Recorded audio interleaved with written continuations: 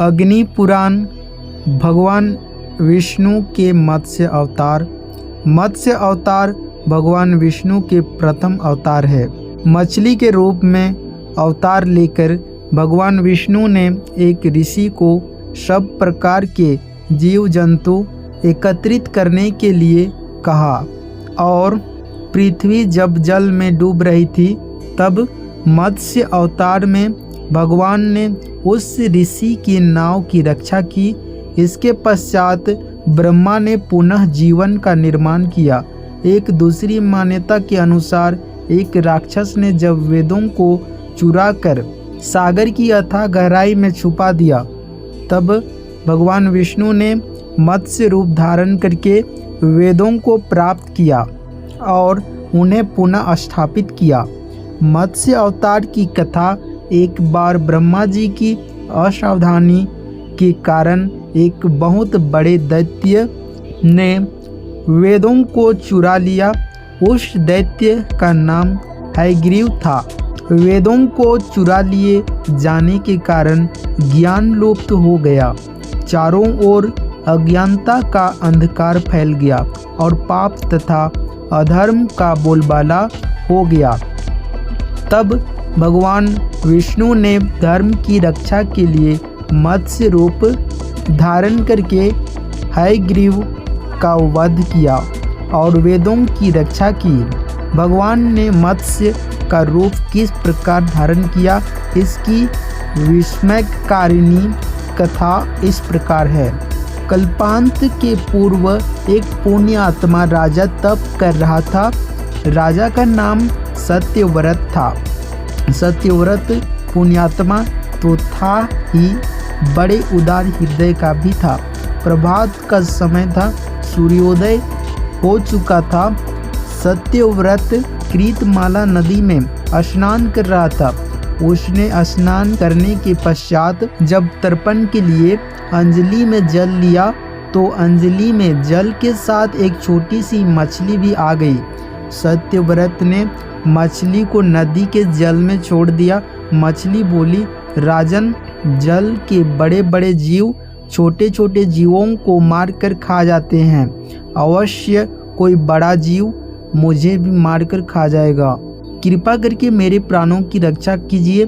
सत्यव्रत की हृदय में दया उत्पन्न हो उठी। उसने मछली को जल से भरे हुए अपने कमंडलू में डाल दिया। तभी एक आश्चर्यजनक घटना घटी। एक रात में मछली का शरीर इतना बढ़ गया कि कमंडल उसके रहने के लिए छोटा पड़ने लगा। दूसरे दिन मछली सत्यव्रत से बोली, राजन, मेरे रहने के लिए कोई दूसरा स्थान ढूंढिए क्योंकि मेरा शरीर बढ़ गया है। मुझे घूमने फिरने में बड़ा कष्ट होता है।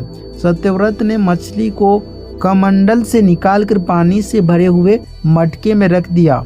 यहाँ भी मछली का शरीर रात भर में ही मटके में इतना बढ़ गया कि मटका भी उसके रहने के लिए छोटा पड़ गया। दूसरे दिन मछली पुनः सत्यव्रत से बोली, राजन, मेरे रहने के लिए कहीं और प्रबंध कीजिए क्योंकि मटका भी मेरे रहने के लिए छोटा पड़ रहा है। तब सत्यव्रत ने मछली को निकालकर एक सरोवर में डाल दिया, किंतु सरोवर भी मछली के लिए छोटा पड़ गया। इसके बाद सत्यव्रत ने मछली को नदी में और फिर उसके बाद समुद्र में डाल दिया। आश्चर्य, समुद्र में भी मछली का शरीर इतना अधिक बढ़ गया कि मछली के रहने के लिए वह छोटा पड़ गया। अतः मछली पुनः सत्यव्रत से बोली, राजन, यह समुद्र भी मेरे रहने के लिए उपयुक्त नहीं है। मेरे रहने की व्यवस्था कहीं और कीजिए। अब सत्यव्रत विस्मित हो उठा। उसने आज तक ऐसी मछली कभी नहीं देखी थी। वह विस्मय भरे स्वर में बोला, मेरी बुद्धि को विस्मय के सागर में डुबो देने वाले आप कौन हैं? मत्स्य रूपधारी श्रीहरि ने उत्तर दिया, राजन, हयग्रीव नामक दैत्य ने वेदों को चुरा लिया है। जगत में चारों ओर अज्ञान और अधर्म का अंधकार फैला हुआ है। मैंने हयग्रीव को मारने के लिए ही मत्स्य का रूप धारण किया है। आज से 7वें दिन पृथ्वी प्रलय के चक्र में फिर जाएगी। समुद्र उमड़ उठेगा, भयानक वृष्टि होगी सारी पृथ्वी पानी में डूब जाएगी। जल के अतिरिक्त कहीं कुछ भी दृष्टिगोचर नहीं होगा। आपके पास एक नाव पहुंचेगी। आप सभी अनाजों और औषधियों के बीजों को लेकर सप्त ऋषियों के साथ नाव पर बैठ जाइएगा। मैं उसी समय आपको पुनः दिखाई पड़ूंगा और आपको आत्म तत्व का ज्ञान प्रदान करूंगा। सत्यव्रत उसी दिन से हरि का स्मरण करते हुए प्रलय की प्रतीक्षा करने लगे। 7वें दिन प्रलय का दृश्य उपस्थित हो उठा। समुद्र भी उमड़कर अपनी सीमाओं से बाहर बहने लगा। भयानक वृष्टि होने लगी। थोड़ी ही देर में सारी पृथ्वी पर जल ही जल हो गया। संपूर्ण पृथ्वी जल में समा गई। उसी समय एक नाव दिखाई पड़ी। सत्यव्रत सप्त ऋषियों के साथ उस नाव पर बैठ गए।